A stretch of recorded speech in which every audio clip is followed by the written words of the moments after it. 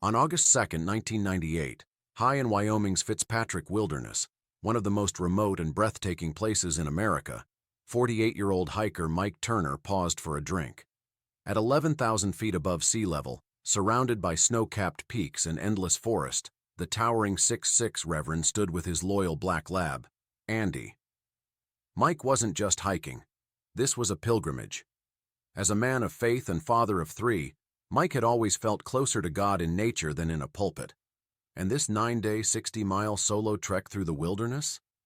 It was something he had planned for a year. He left detailed maps with his wife, Diane, his every stop accounted for, every waypoint marked. On day 9, she would meet him at the end of the trail at noon. But on day 4, something changed. Andy's paws had become raw from icy terrain, and Mike knew pushing forward might harm him. So he changed course, skirting the mountains to protect his dog. It meant a delay, and no one knew he'd taken a different path. That afternoon, as Mike poured water into Andy's bowl, the dog suddenly bolted into the trees. Mike chased after him, emerging into a vast boulder field sloping toward a lake. Giant stones the size of cars littered the landscape. Andy bounded toward the water. Mike called out, then followed, hopping from rock to rock. Then it happened. One boulder shifted. Mike jumped to another, but missed. He fell between two massive stones. The first boulder rolled. It pinned his legs against the second.